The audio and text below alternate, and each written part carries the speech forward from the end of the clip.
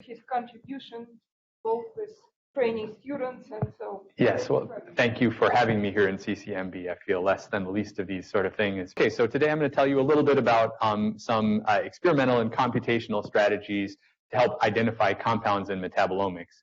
And as I'll mention, this work is all not just my work, but it's done in collaboration with everybody in the metabolomics core and our new compound identification development core. No conflicts of interest to declare. Okay, so I'm an analytical chemist by training, and still, closest to my heart, I'd say. What am I going to tell you about bioinformatics, or that's relevant to bioinformatics and computational medicine? Well, I think it's not a stretch to say that the omics sciences and informatics are intimately intertwined. There's no way to have omics science without a way of dealing with the data.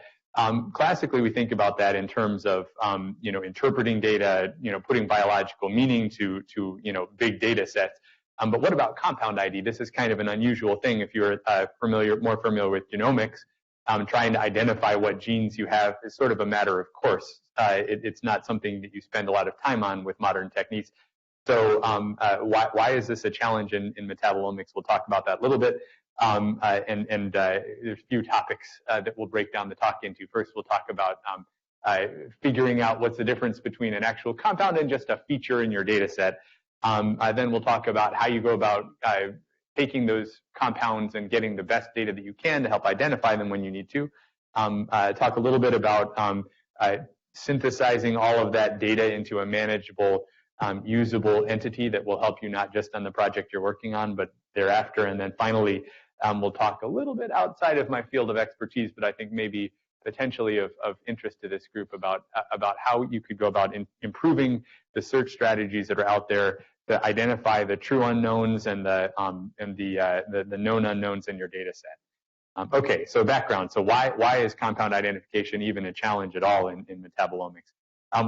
Here we start with the classic central dogma of biology, if you can even call it that anymore, where we have the genome, the transcriptome, the proteome, and the metabolome in a nice, neat, and all too simple line where we see that genes encode RNA, proteins, etc. When you look at what this is made up of, and from an analytical standpoint, the genes are maybe 25,000, maybe more. Certainly that's a static, but not really, because we have the epigenome, we have all sorts of transcriptional regulators, things that make the genome much more complicated. But it's at its heart made up of 4 base pairs, or 4 bases arranged in pairs, and the same is true of RNA. Proteins happen to be a little bit more complicated. There's a larger total number of them, especially when you factor in post-translational modifications. But they're still made up of about 20 amino acids, maybe a few more. Gets a little more complicated with your post-translational modifications. So primary metabolites, well, we don't really know exactly how deep the metabolome goes, but it's probably not 1 million different compounds, at least not endogenous compounds in a human, for example. But what's different about the metabolome is it's made up of so many different structures, so much different chemistry is in the metabolome. We can't take it apart the same way we can base pairs of DNA or amino acids out of a peptide. And of course, just to reemphasize, this is not the way that that biology actually works. The metabolome communicates with the proteome, communicates with the transcriptome, back and forth, and all of that ultimately determines the phenotype of the organism. Okay, so let's look at that. What I mean by the chemical diversity. Well, here's just a quick picture with a few different chemical structures. All of these things are considered metabolites, right? These are all small molecules, less than 2,000 Daltons, really less than 1,000 Daltons in most cases. And they're very diverse, right? So if we tried to apply the same technique to detect and identify all of those things, we're going to run into some challenges. And of course, another characteristic of the metabolome, which is also true of the proteome, is that the dynamic range is very large. We don't really know how deep the biologically relevant metabolome goes. If you look at just looking at reference ranges for metabolites, these are clinically measured blood tests. It goes anywhere from millimolar to picomolar concentration, and all of the compounds listed here are clinically relevant in some way, shape, or form, and the complexity of the metabolome is much greater than what can be measured by standard clinical assays. So this is what we're contending with. What does metabolomics look like for those of you who aren't perhaps as familiar? Well, a typical untargeted metabolomics, and I should say, if you're not familiar, untargeted metabolomics is where we go after everything we can find in the sample, right? Where you take a sample, you extract it, you use a method that is sort of universal in its detection strategy, and you look for everything. So sample preparation basically is taking your tissue or your biofluid, whatever it is, getting the metabolites out, removing the things that you don't care to look at, like proteins or DNA. Typically that's done with the solvent extraction. Then a typical metabolomic analysis method would be to inject that sample after it's been prepared onto an LCMS or a GCMS. There's alternative techniques, NMR is one, but this is the workflow that we'll focus on today. Then you take the data that comes out of the LCMS or GCMS, we'll look at a little bit more in detail in a bit, and you detect features in that data set. So anything that looks like it could be a metabolite, could be, it has a mass, it has a retention time, looks like a chromatographic peak, because we're doing chromatography on the front end. You use software to detect those features and mark them in your data. And then, so then you've run presumably multiple samples, different types. You're trying to get biological insight. You need to align those features that are the same. So you look for something, or the software looks for something which has the same mass, because mass spec measures masses, and it lines them up. So now we have a table with all of the features that were detected in your sample set. And sometimes you get missing features, so you can do recursive processing to make sure that you're not missing features in any sample, and you get an aligned feature table. Okay, then a typical workflow would be to look at that data set and say, okay, between my biological sample groups, are there any features that change, right? Is there anything that differentiates group A, maybe my control group, from group B, my experimental group, my drug treatment group, my post-intervention group? And tools that can be used to do that include multivariate statistics, PCA, PLSDA, simpler things just like basic univariate statistics, things that will pull out differential features. And then, and only then, you notice here we are at step 8 in this whole workflow, we get to feature identification. In classical untargeted metabolomics, you don't worry about what you've got until you get to this step right here. You found the differential features, and you go after only those features that showed some biological interest. And then, once you've got those, you try to do your biological interpretation, pathway mapping, et cetera. If you came to a metabolomics workshop, or if you're familiar with metabolomics, you know that there are other ways of doing metabolomics. You can use a targeted workflow where you look for specific things, specific metabolites of interest, or you can do a hybrid workflow where you look for some things that you know are going to be in your data set, and then you add in this untargeted workflow, and you try to look at what's differential that you didn't already identify. But this is classically how untargeted metabolomics is done. Okay, so I don't think it's any surprise to you that the metabolome is a complex entity, and a metabolomics data set is a complex entity too. It may contain over 20,000 features in a single sample set, and typically, if we do our best approach with a sort of hybrid targeted, untargeted approach, we might identify maybe 400 features, maybe if we're doing really well, 1,000 or so metabolites, and that's what gets reported if that's where we leave it. So what are all these other features? What about the other 19,000 features in your data set? Well, it turns out what you're actually looking at is not a complete snapshot of the identified metabolome. What you're looking at in a metabolomics data set is really a subset of the features. So the features that you're able to detect and identify represent really a small fraction of the total features in the data. We know that there are, say that we have, 5,000 metabolites that are known to be present in the human body, just a very rough number. And we don't detect all of them. So we know that there's a subset of the metabolome that we can't see. These are real features, but they're not detected or identified in our data set. But then we still have a large sort of unknown area, all these features that are detected and not identified. So the question is, are these unknowns? Are these all biologically meaningful features that would enhance our biological understanding of the system we're studying if we were able to identify them? Well, let's talk about that a little bit. So the question, the spoiler, the answer is no. And the reason is because there is degeneracy in untargeted metabolomics data. Degeneracy means that for any single biological metabolite that you detect, you may not get just a single signal for it in your data set. You may have multiple signals. And where do those signals come from? Well, electrospray ionization is a typical way that we take a metabolite and introduce it into a mass spec. The process of forming those ions, although it's considered a soft technique where we don't get very much fragmentation, we do see degenerate signals arising. We can have isotopes. So basically, mass spec measures masses. If you have the predominant mass is typically the mass in which the molecule contains all carbon-12 atoms. We can see masses where we have one carbon-13, maybe 2 or 3 carbon-13. So those are isotopes. Generally fairly easy to understand what's going on there. But we can also form adducts. So instead of forming a M+H ion, which is your molecular species with a proton on it, you might form some smaller amount of a sodiated species or a doubly sodiated species or a potassiated species, and your mass spec will record those things. You might also find that some portion of your metabolite of interest fragments in the mass spec and gives you neutral loss peaks.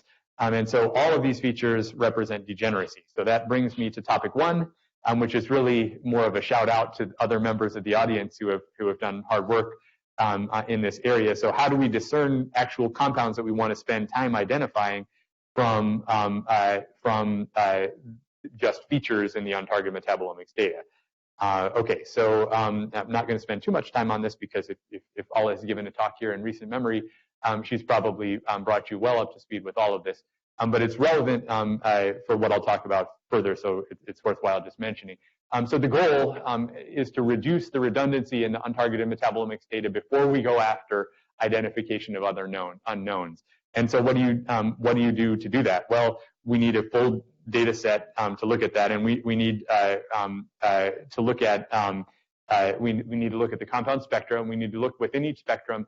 We need to look at what isotopes might be there. We need to look at features and say, do they look the same? Do they show up at the same time on our column? Do they look like they correlate with other features in the data set? And then using the combination of all this information, we can go ahead and start to preliminarily annotate things that look like they're adduct neutral losses, features that don't represent new biological meaningful data. Okay, so as I mentioned, computational approaches to do this data reduction rely on a few properties of degeneracies. One, if you're familiar with chromatography, these features tend to coelute. They show up at the same retention time because they're being formed in the source of the mass spectrometer. They're not present in solution in your sample in a vial necessarily, or if they are, they're just representative of what happens to the molecule that you're actually interested in. They also will tend to have high pairwise intensity correlation with other features that they represent, or that are degeneracies of those same biological metabolites, and that will be true across samples. If you have a big data set, if you have 2 features that represent the same metabolite, chances are they're going to correlate with one another in terms of their intensity, their abundance. And also they're going to have discernible mass relationships. The shift in mass from one feature to another should correspond to some chemically determinable entity. Okay, so how do we deal with this? Well, this is the shout out part of the talk. We can use various tools, and there's other tools that have been developed, but a great one that we use here in the metabolomics core a lot is called Binner. It was developed by Ala Karnowski, Maureen Kochman, and others. Janice Wigington, Bill also have developed this software. And what it does is it visually annotates features in a data set that may be adducts. And it will highlight for you using sort of a visual display of correlation matrices between metabolites that have similar retention times.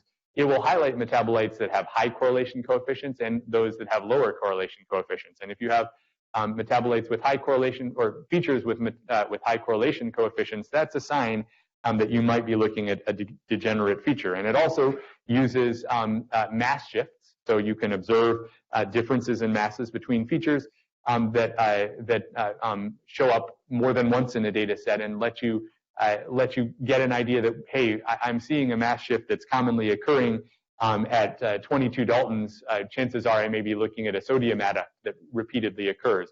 That works for things that you can figure out what they are. It also works for things that you might not know what they are, even if you don't have an annotation that defines what that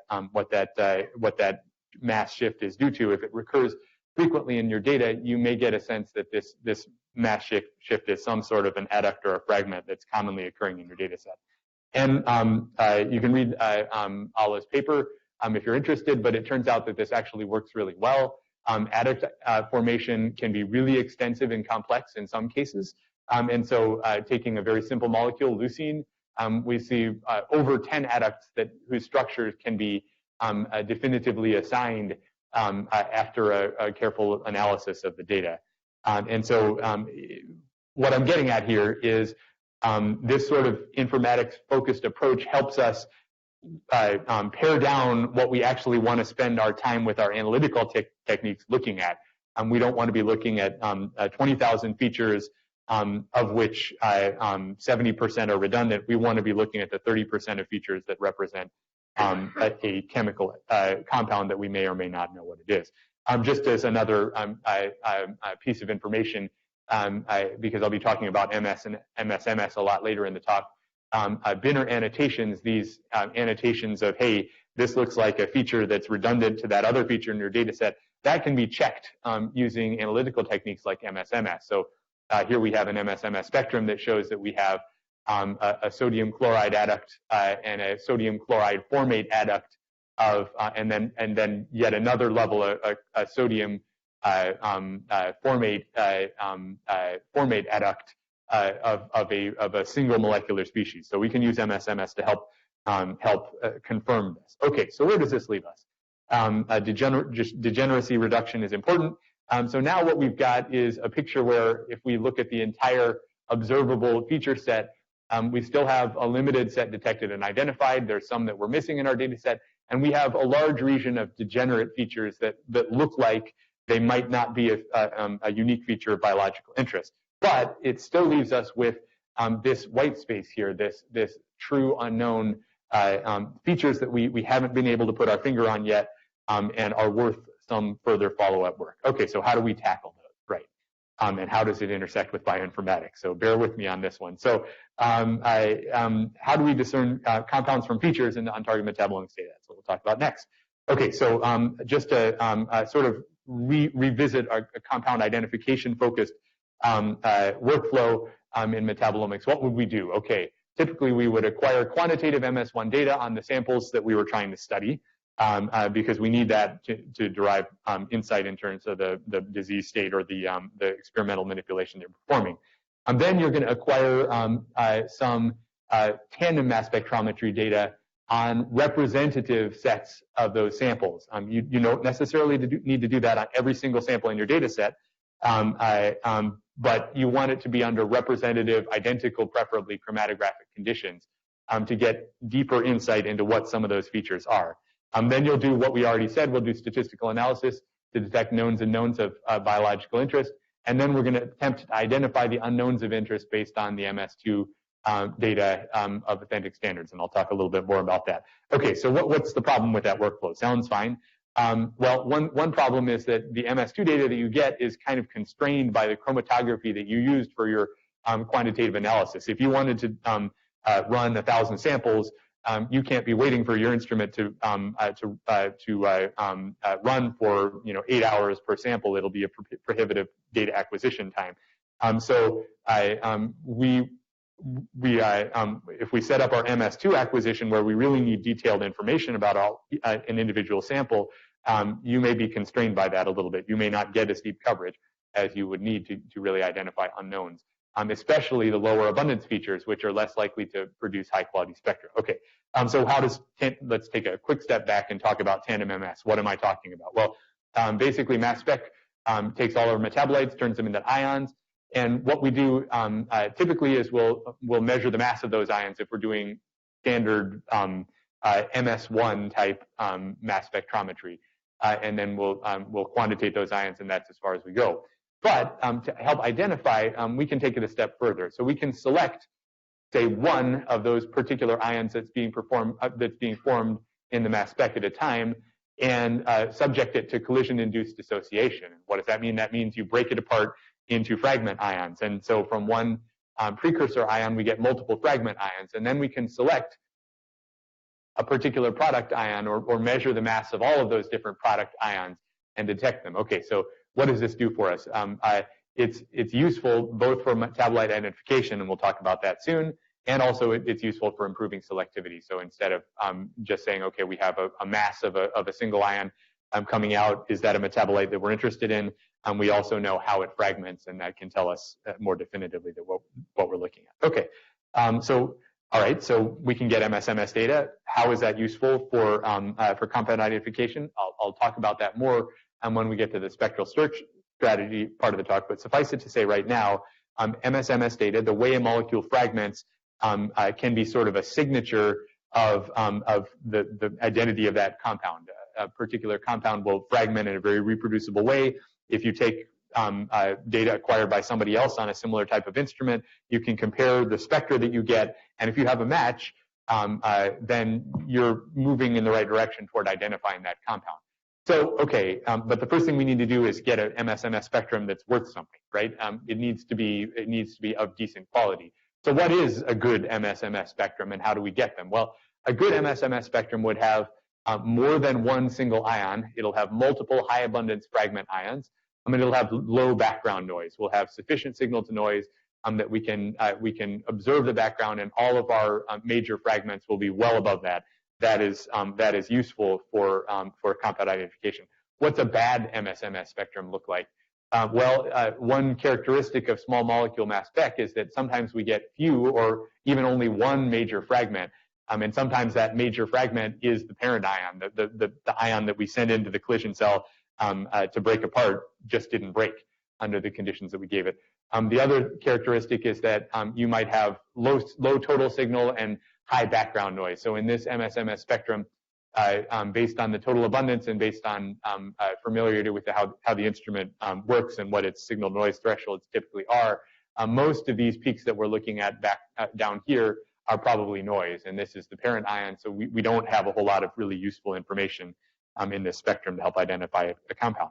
So, okay, great. How do we go about getting better MSMS spectra so that when we go to use our informatics approach to identify compounds, we have some degree of success? Okay, so I'm going to tell you, if you'll bear with me for a few minutes, a few approaches you could use to improve your coverage of your MSMS to help identify compounds. Well, one, the simplest thing you could do is you could just inject more sample. Usually we're not sample limited in metabolomics. You can get all the blood plasma you want. You can get all of the tissue that you want. There are certainly exceptions, but you can just inject more on your instrument. Okay, so as you move from a 2 microliter to a 5 microliter to a 20 microliter injection of the same sample, what does that do? Well, jumping ahead here, using the spectral search strategies that I alluded to earlier, we can look at compounds that we confidently identify, and we can see that as you increase your injection volume, you do in fact increase the number of compounds that you detect, and that's true across different modes of chromatography. Here we're looking at a blood plasma sample on reverse phase and hydrophilic interaction chromatography, and we're increasing our number of compounds identified. But you can see that these curves are leveling off. We're studying this in more detail right now, and we find that you go much further than this, and you're at a flat line. You're not identifying more compounds by just loading more on your column. The reason is, one reason is your column loading capacity is only so much. If you're familiar with chromatograms, you can see that some of the peak shape that we had here, nice sharp peaks, are turning into sort of more blobs, and our chromatography is degrading a little bit as we go up in injection volume. And as you push that limit further, you are limiting your ability to separate species, and thus you eventually reach a point of diminishing return. Another problem is you might lose the retention time alignment with your quantitative MS1 data. So you've got a challenge now to go back and say, okay, I identified this in a high sample volume injection. Where did it show up in my quantitative work? So we get this point of diminishing return. So we need other strategies. Okay, here's another one for you. So instead of just acquiring MS-MS data on a single run of your sample, we can do what we've termed iterative MS-MS data acquisition. We're certainly not the only ones to use this approach. This is now adopted by major instrument vendors. So what we can do is acquire MS-MS spectra on a standard run of your sample, and then have the instrument take note of what features it already acquired MS-MS data on. So in this case, in the first injection, we say at a particular retention time right here, we have 3 ions that were the highest in the spectrum that we were able to get MS-MS information on. So all 3 of these ions were able to be fragmented and acquire an MS-MS spectrum. But at that retention time, we might have missed all these lower abundance ions, and the instrument may not have time to go back and try to acquire MS-MS data on them before the peak is done eluting from your column. And so if that was all you did, you wouldn't have MS-MS data on an awful lot of signals in your sample. One thing you can do is then say, okay, in the next run of the sample, I already know I got these three species. I acquired data. Let's leave those out and just acquire MS-MS on the next 3 most abundant species, and then keep going on down until we've reached to the point where we're no longer acquiring useful MS-MS data. And so this is great. It takes a little bit more time to analyze your samples, but it does let you get much deeper MS-MS coverage by excluding those previously selected precursor ions on a rolling basis. And this does improve MS-MS coverage, but just like with the previous approach, it has its point of diminishing return. If you go 4 or 5 injections of your sample, you've usually reached the point where you're not identifying any more compounds. So what else can we do? Okay, here's the strategy that I want to spend a little bit of time talking about, which is fractionation, right? So instead of limiting yourself to the chromatography that you first started out with, what if we took that same sample and we broke it up into fractions chromatographically? So in other words, and I'll show you what it looks like on the next slide. So looking at this chromatogram, these early fractions, these are not very well retained on the column. They tend to be, overlapping with many features, with many other features, and that limits the mass spec's ability to acquire good quality MS-MS data on any of them. So what we would like is to take these features that are not very well retained on this chromatography and move it to a method of chromatography where we can get better retention. For our intermediate fraction, for our low abundance fractions where we're not seeing much signal, we'd like to inject more of it. And now we have the ability, because we've removed all of these high abundance features. If we isolate this fraction only, we can optimize the loading capacity for this particular fraction independent of what we do with all the rest of these fractions.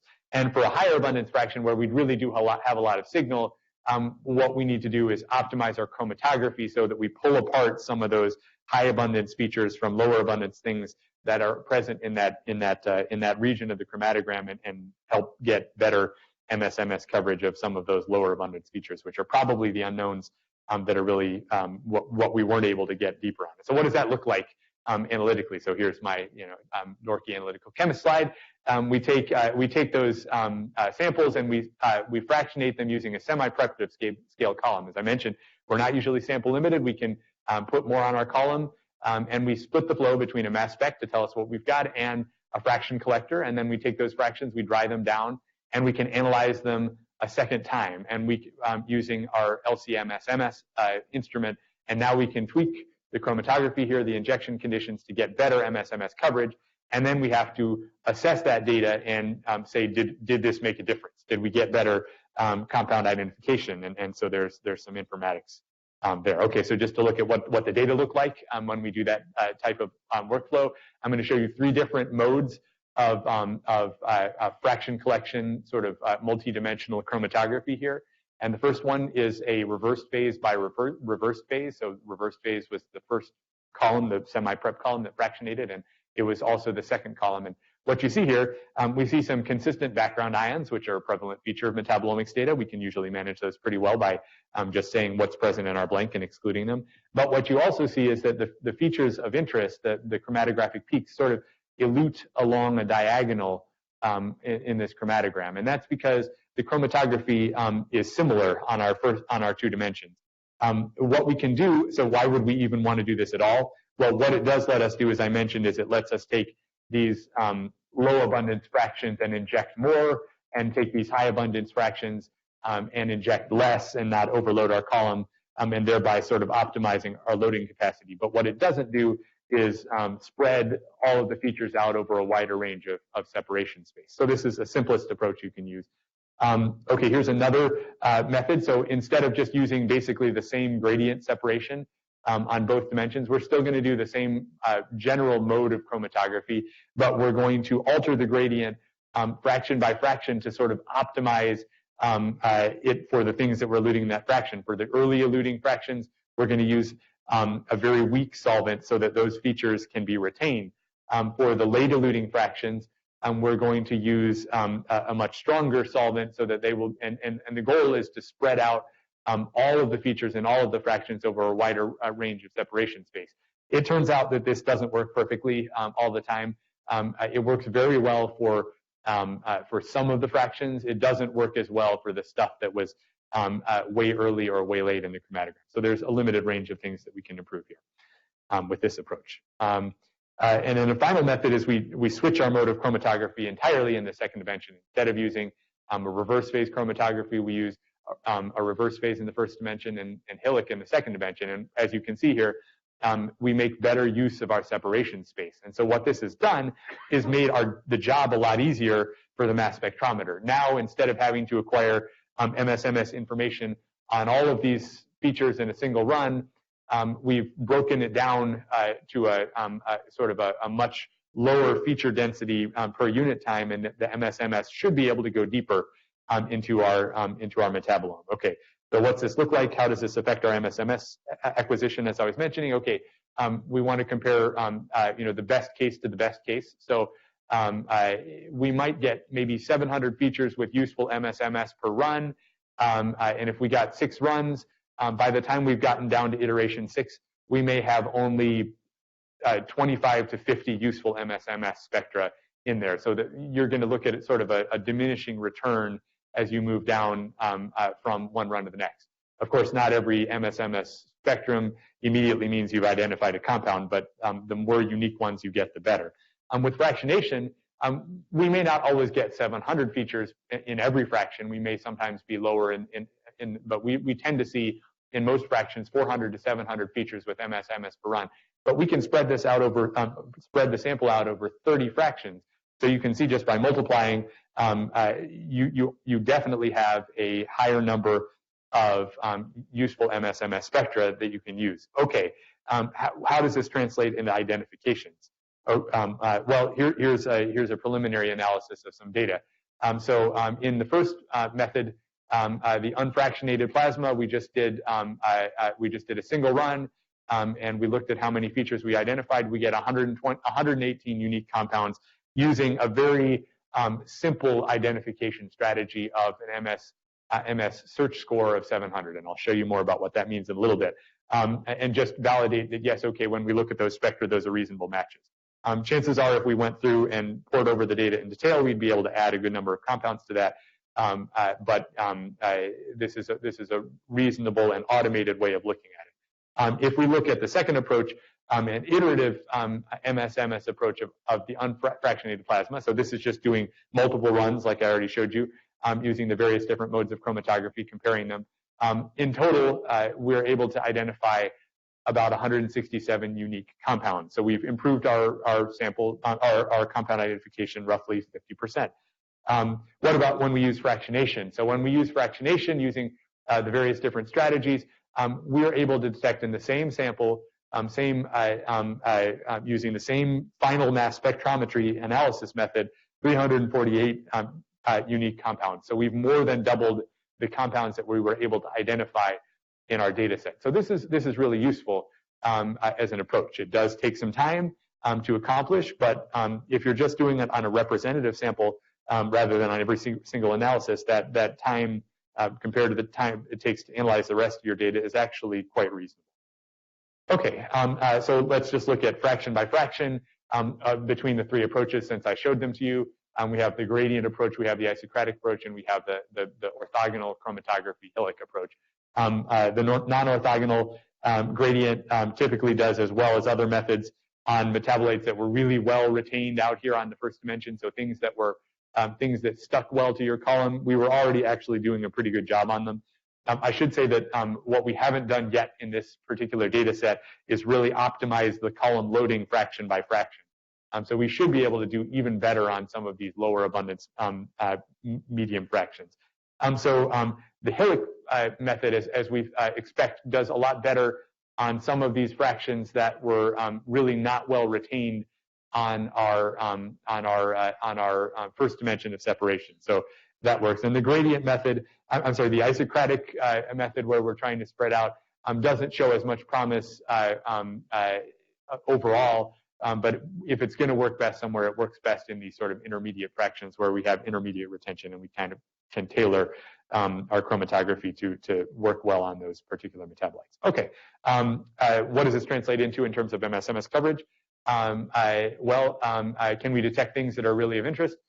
Yes, we can. So if we did a single run MS-MS on an unfractionated human urine sample, we can see a feature in the MS1 data with a feature with a mass of 276.123, but we don't get any MS-MS coverage on it. Here's what happens when you do fractionation.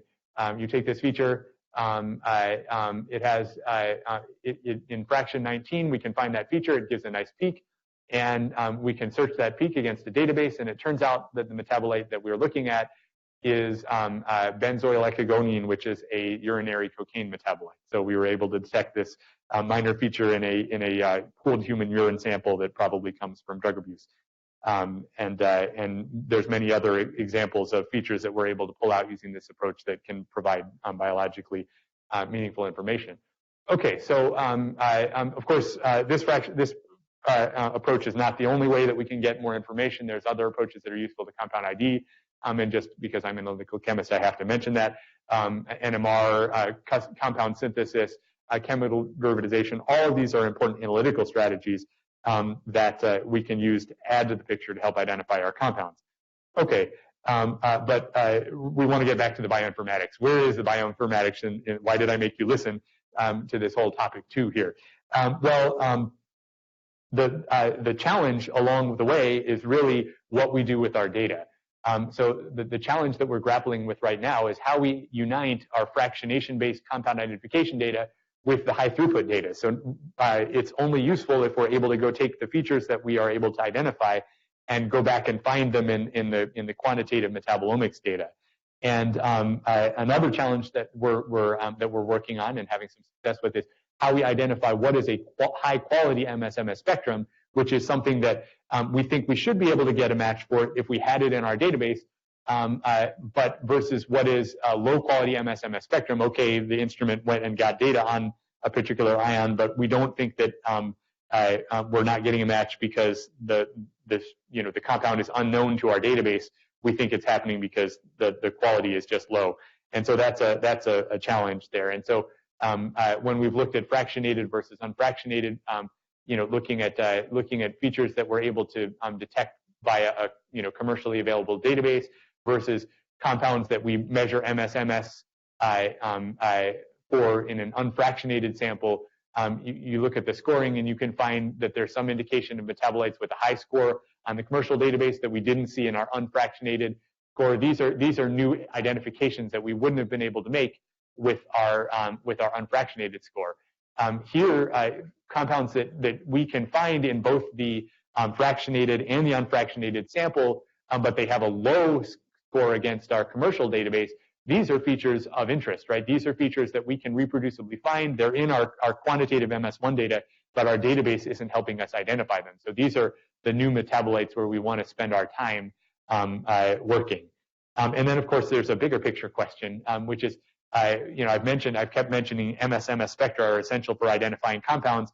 How do you go from an MS-MS spectrum to a compound identity?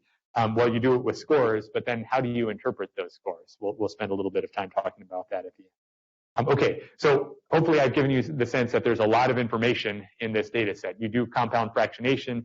You have many, many unknowns. How do you deal with it? Well, there are some tools that are out there, and let's talk about them briefly.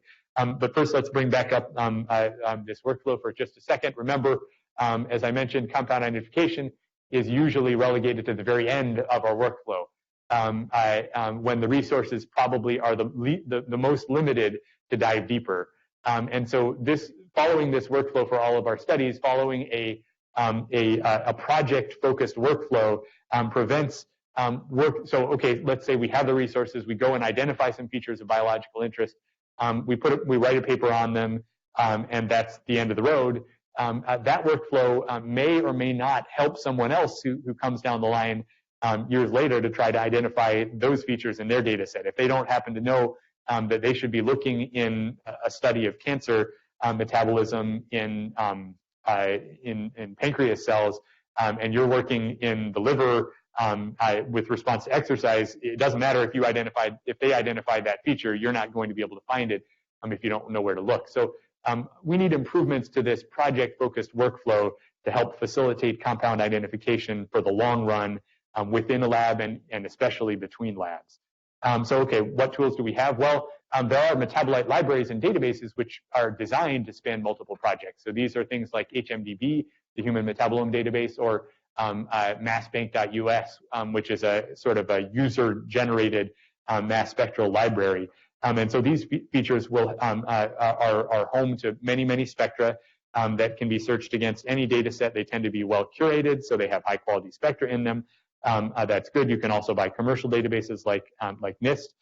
The problem with them is that they don't contain very much method-specific or especially sample-specific information and metadata, which is really very useful to identify compounds. So, okay, we know that we have a metabolite that's present in that's present in the human metabolome, but we don't know, should I be able to see it in a particular tissue, and what is the relative abundance of that metabolite, and what is it going to look like on my mass spec when I go to acquire the data?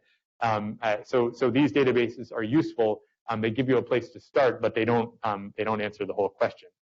Okay, so the other part of the picture is spectral search, right? So we acquire an MS spectrum. We want to be able to search it against a database so that we can use what's already out there. Well, there's limits to those databases and those search strategies as they exist right now. A lot of the search tools that are presently existent for the field of metabolomics are limited to a specific instrument vendor's architecture. So that works great while you're running on an Agilent mass spec or on a thermo mass spec, but as soon as you want to share your data and share your methods with someone else, you have a problem. The databases are proprietary. You can't get your data out in a usable form, or more likely, you can't use your software that you've spent a lot of time investing in to analyze someone else's data or to interpret an unknown in someone else's data. So that's a challenge. So some of the most well-known tools, for example, NIST MS Search, there's an advantage to that software in that it's platform agnostic. This is a tool developed by NIST, compatible with all sorts of vendors' mass spec data, and it's very powerful. It's very visual. It helps you look at a MS spectrum and compare it with the library spectrum and say, do I really have a good match? It has very useful scoring strategies, which we'll talk about in a few minutes. But it's designed to kind of be self-contained, and it's relatively limited to low throughput work. It doesn't automate this identification task, which really becomes a routine part of your metabolomics workflow. There are other software packages which are very automated. This is one also developed by NIST called MS PepSearch, which can do spectral search from large data sets very fast, but they typically work with a command line interface, and they don't let you visualize your search results to say, do I believe this or not? You're stuck looking at only the scores. So what do we need? Well, we need a means of tracking compound ID efforts across projects, both within a lab and between the lab. And so what I'm just briefly going to mention to you right now and talk about some of the features for a tool that we're developing. We have a tool developed by Sasha Raskin under a larger tool that we use in our lab called the MRC squared data analysis toolbox, which can help with these tasks. So what this software does is first of all, it integrates with our LIMS. So we acquire data on our instrument. Doesn't matter what instrument it comes from. It automatically can be imported into this compound identification workflow and searched against both external and internal databases of metabolites. So that facilitates our workflow a little bit. It lets you search against many different databases. It has presently the NIST 20. It has access to the NIST 2017 database, which we have a license for. It can use Metlin search results. It can use open access search results like massbank.us. It can use in silico generated spectra like lipid blast, if you're familiar with that sort of space. So it can sort of unite spectral search against all of these tools. It can take these data, these search results. Importantly, we could use an existing command line tool to do all of that, but it's important, especially in metabolomics, to be able to visualize our search results. So it lets you generate head-to-tail visualization and look at that side by side with your scores and say, do I believe this search result? And really importantly, it also lets you manually annotate these features. Once you've spent time looking at this feature, and you think you agree with what the spectral search says, you can say, yes, I've reviewed this. The scores are good. I am going to assign this as my identity in this sample. Or you can say, well, it looks plausible. I have some comments that I think this is this class of molecule, but I need further follow-up on this metabolite using different strategies. So you can flag it for further follow-up identification steps. Maybe you need to run, get better MSMS. Maybe you need to run NMR. All of those things are potential things that you can flag. And so this software is really useful for us in that way. So what are we doing with this software right now? As I mentioned, this is being developed by Sasha. It's still in active development. But we have now a complete set of MSMS data for a wide variety of different human and animal tissues, and we're expanding that data set all the time. All of the results from those compound ID focused experiments are loaded in the tracker, and they can be used not only in the context of identifying what's in those particular samples, but they can be used for other studies too. If we find something, we annotate it, we can use those results to help identify the same features in other sample sets that were run using the same or different methods. And so we're going through all those features, and it is still somewhat a manual process right now to say, is this a match that I believe have identified my compound? And ultimately, we want to develop a curated, sample-specific, method-aware database of annotated features and use these results in our future studies and be able to share those results as part of our work with the Metabolomics Consortium and out to the wider community. And what we're in the process of continuously refining the software to better achieve that. Okay, now on to the topic which I've been hinting at, told you a little bit about this spectral search thing all throughout. So spectral search is really a key thing that you would do in an attempt to identify an unknown or even to validate something that you've putatively identified. But there's limitations to spectral search. So as I already mentioned, NIST MS Search is a powerful search tool, currently the most widely used, I would say, at least among platform agnostic tools. And it uses a fairly straightforward means of comparing your experimental spectrum with library of curated spectra, and that's a strength of NIST MS, is it has its own library of maybe 20,000 authentic standards that have been analyzed by various different mass specs, and it calculates scores to assess how closely your experimental spectrum matches with the unknown spectrum. And two examples of that are a dot product approach and a reverse dot product approach. The difference is that one takes into consideration only peaks that match and looks at relative intensity values and other factors in terms of mass alignment and intensity. Dot product, reverse dot product looks only at those things that match. Dot product looks at all the features in the data set and will effectively penalize you for signals that you have that aren't in the library. And it also has, NIST also has a sort of a proprietary software-specific calculation that attempts to really focus in on exact matching identities. And so sometimes scoring works great. You can take your unknown mass spectrum and you can match it perfectly with a library spectrum.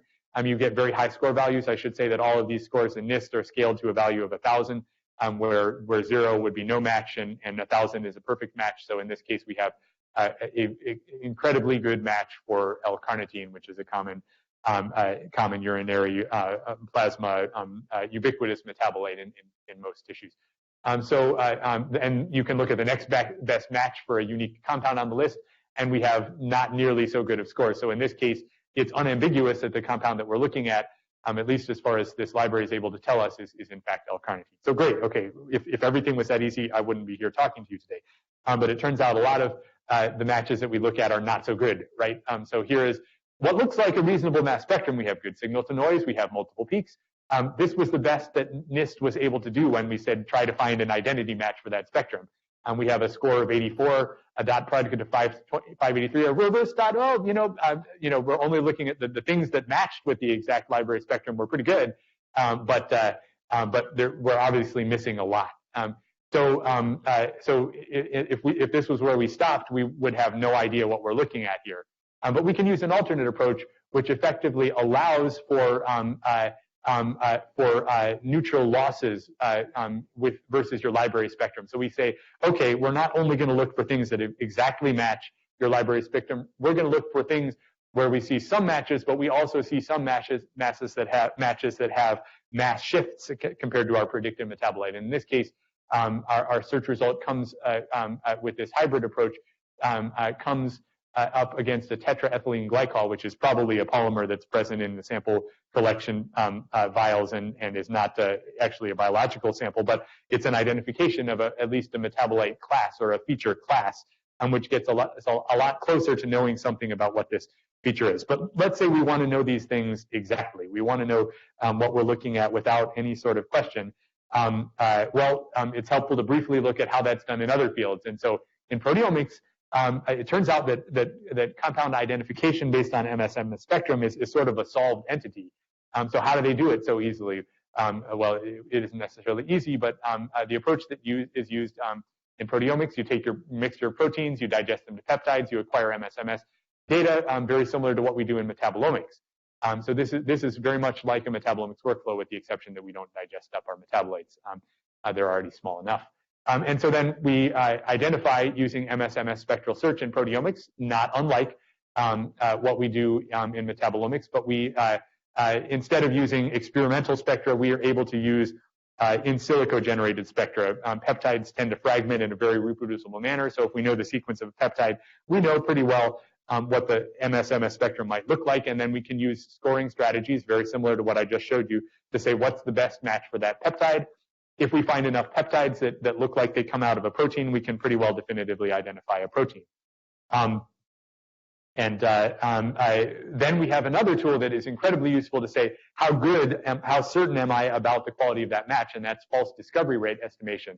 So the way that we do that is we generate a decoy database. So we take the proteome that we were going to search against, and we basically scramble up its peptide sequence. So we have a random sequence of amino acids that are about the same size as the proteins that were in that database. And then we in silico digest that scrambled database, and we generate what's called a decoy MSMS database. And then we search our spectra that we acquired experimentally against both the real database with known actual peptides in it and the scrambled up database. And we see how many matches do we get both ways. And you can either do them separately or you can do them as a combined database. And you look at the distribution of scores, and you can say, okay, well, I know that I'm getting some portion of false matches with low scores because they line right up. I get as many matches or more matches against my decoy database as my target. But then I have a portion of the score distribution which is unique to the targeted database, and these are my real identifications. And based on how many of our identifications are coming from this portion of the distribution versus coming from hitting against our decoy spectrum, we can estimate a false discovery rate, and it gives us confidence. And effectively, this works so well that in modern implementations, you don't have to look at your MSMS spectra at all anymore. Well, why doesn't this work with metabolomics? There's some problems. First, you can't scramble a metabolite database the same way you can scramble up a peptide database. And even if you could figure out how to do that, how to take peaks and scramble them up, collision-induced dissociation fragmentation of small molecules is currently still a little bit more unpredictable than what you get with proteins or peptides. So if you try to in silico fragment and see what your mass spectrum would look like, it probably isn't going to work out so well. And even if you did that, and you generate a good MSMS database, you may run into a challenge where for those compounds with only 1 or 2 fragment ions, you're not going to be able to get a good match anyway, and you won't get an accurate estimation of false discovery. All of that said, it's certainly still worth trying. And so there is a desperate need for better techniques to estimate false discovery rate in metabolomic search strategies. And this is an example of a relatively recent paper in Nature Methods from a group that attempted some unique methods at taking a real spectral library and digesting it and generating a decoy database. And so, as I mentioned, this isn't my specific field of expertise, but others, Alexei Novitsky, who's our co-PI, or a PI on this grant, and his postdoc, Huyen, are working on this challenge right now, and about how can we use decoy databases and get an estimate of false discovery in metabolomics. So, in summary, hopefully I've shown that like conventional metabolomics data interpretation, there are all sorts of bioinformatics pertinent challenges, lots of ways we can use software and tools to help get deeper into the metabolome. We really want to remove the redundancies before we go about it. Analytical techniques play an important role, and then we need the tools to manage all the data that's generated to help us identify compounds and not duplicate our efforts as we go back to do it again in future data sets. FDR or more rigorous statistical methods are really needed so that we don't need to go spend hours or days or weeks or months poring over our MSMS spectra. But for the time being, given the challenge that exists, we need to bring all of these approaches to bear to compound ID and metabolomics, and we need to go out and make this process more routine. We need not just computational statistical, but we also need experimental, and we need biologically aware approaches that say, hey, I found this metabolite, this unique metabolite in this particular sample set under these chromatographic conditions. If you're doing something similar, look for this metabolite. And if you're not, then you're seeing something that looks like it, and if it's never been seen in that particular sample type, maybe you want to be more careful about what you're looking at. Hopefully I've given you a flavor for some of those challenges and what we're doing to tackle them. So with that, I'll acknowledge Chuck Barant and all of my collaborators in the metabolomics core who make all of this work happen.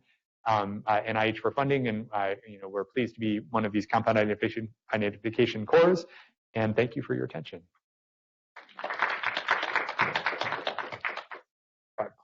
Sorry, a little long.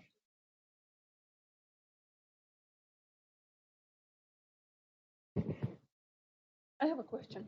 So, Charles, I think the fractionation strategy that you're working on, I think it's sort of, fascinating, and it looks very promising, at least from what I can tell. So I'm wondering, how do you see the future workflow with once you have implemented that, and with the compound tracker and all of this, so you're able to hopefully extend the repertoire of known compounds, right? So you've mentioned that you don't have to subject all your samples to fractionation. If you're running an experiment which has 200 samples, it's enough probably to do 1 or 2 or something like that. So do you see that going forward as part of the workflow, or do you think we will ever reach a point where we will be confident enough without it? The goal would be to get to that point where we don't need it, right? But the question that I think fractionation is really useful for is for figuring out how deep the metabolome goes, right? Do we stop? Are we content with what we can see in a high throughput metabolomics run, or do we want to look a little bit deeper? As instruments get better, we recognize that there is increased depth to the metabolome, and we may be able to see a feature, but we may not be able to get enough of it from a standard run to get a good quality MSMS spectrum. So I think its approach, or its practicality, is in doing a really good rigorous job characterizing a particular sample type, so we expand our knowns and we know what to look for, and second, in going deeper into the metabolome and saying, hey, there's these features here we could be looking for if we had the sensitivity. They look like they could be biologically interesting. Let's go make a method that can find them and can keep up with the biological throughput. So I think that's where it potentially has use. But no, I don't want to do it every day. No. Charles, very nice talk, really a terrific introduction to the whole subject. First, I want to add the congratulations to your membership as a faculty in the CCMB to the MLEAD Center, which was under discussion today in your talk. Yes, indeed. Which, for everybody who doesn't know, that's the Center here for early life exposures and later life disease risks, sponsored by Environmental Health Institute of NIH. Now, I was at the Precision Medicine World Conference in California last week, and they had over 2,000 scientists and investors there, I guess. They had 7 simultaneous tracks, one of which was microbiome, and microbiome including the problems of antibiotic resistance. So one of the aims in some labs these days, especially ISB and some here, is to be able to tell from the metabolome which compounds and which modifiable compounds are from the host and which ones from the microbes that are 10 times or 100 times more cells than we have inside us, which ones are from our exogenous environment, from food and pollution and all that. Do you guys do those kinds of analyses, and what kinds of things are you finding these days? Right. So we do certainly interact with the microbiome and those interested within microbiome on a relatively routine basis. But most of the work that we do in the metabolomics core that's microbiome pertinent is on the targeted side, right? So we're going after short chain fatty acids, for example, which are presumably largely derived from the microbiome. We have had projects in the past where we've been going after specifically microbiome-derived metabolites, things that are known not to be endogenously produced, but are products of bacterial metabolism on a particular drug, for example. Turns out that most of those features are very low abundance, so they are hard to detect in the samples. And approaches like this, where you use chromatography to pare down the abundant metabolites and look for what may be a microbial derived metabolite, are very usable.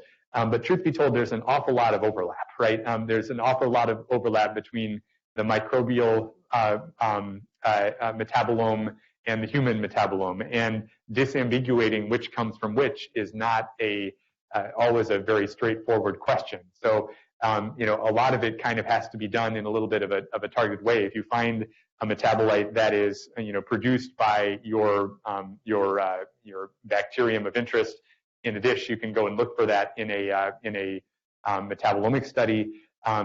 To find a true unknown that is present in your sample, well, all of the workflows that we've shown here are effective, but you're at that point where you've now gotten a metabolite that, let's say, you've gotten good signal to noise, you've gotten good MSMS, and there's no match for it in your database, right? You're at a point where you have to do a really much more challenging analytical workup on that feature. You're looking at synthesizing a standard for what you think it might be and validating it that way. You're looking at trying to isolate enough to run NMR. So those are very challenging and very slow steps. And so we haven't spent a lot of our time working on that level of microbiome. I will say on environmental exposures, we certainly look at samples where there are known environmental exposures, and we detect metabolites that are of environmental origin all the time. Phthalates are routinely detectable in our sample sets. Where exactly they're coming from is another unknown, but those show up, right? There's no surprise to find compounds that are of environmental origins, but disambiguating, like your colleagues want to do, what's coming from the host, what's coming from the gut, what's coming from the environment. It's a big challenge. And there was an experimental strategy many years ago in the early days of proteomics, especially John Yates at Scripps, who's a pioneer in mass spectrometry for proteins. This is an expensive experiment, fed animals, small animals, C14 and N15 labeled amino acids. And then you could trace the metabolism and what happens to them in the animal. it wouldn't be so expensive. It's less expensive than labeling the mouse, would be labeling the microbes that you put into the gut or whatever you do with them in microbiome. And then maybe you might have a more efficient way of determining which compounds came from which. It's an interesting idea. I Helpful think or not? the challenge with the metabolome turns over rapidly, right? So we can put tracers. Yeah, I'm not commenting on different views of the relevance of the microbiome here and the microbiome's metabolites. I think there's a diversity of perspectives in this room, and maybe 2 chairs apart in the room on the microbiome there. But with respect to the tracers are incredibly useful in metabolomics, right? We can give a mouse or a human a metabolic substrate and track it, labeled substrate, C13 labeled glucose being the simplest, but C13 labeled anything, a C13 labeled drug, and see where that goes if we're able to get enough of it in our blood or in the tissue to be able to detect and look for the metabolic fate. Labeling the microbes, my expectation is by the time that you detected anything that was produced by those labeled microbes, the microbes would have pulled in fuel from the gut and would have turned over their metabolome, almost completely. So you wouldn't be seeing very much of what was left. You'd just be seeing, their response to the fuels that they were pulling out of your body. Turnover of things like proteins and the genes, there's a lot slower. You might be able to detect signal there over a longer sort of time frame. So let me just make a comment. We actually did the opposite experiment with Dan Teitelbaum, God rest his soul, where we actually looking for the effects of total parenteral nutrition and actually labeled the TPN and could actually find the metabolites being generated. That the TPN fluid, the nutrients are actually crossing the gut into the microbiome instead of the opposite way, and we can actually see the metabolites accumulating there. So it's probably easier to go that way because it's easier to label up the mouse or give the mouse certain metabolites that can be transferred into the microbiome. Or you can feed the mouse, labeled stuff and get the metabolites. But boy, labeling up the microbiome is tough. Inside a living, host would be a big challenge. Yeah. Any more questions? Well, if not, let's thank Charles.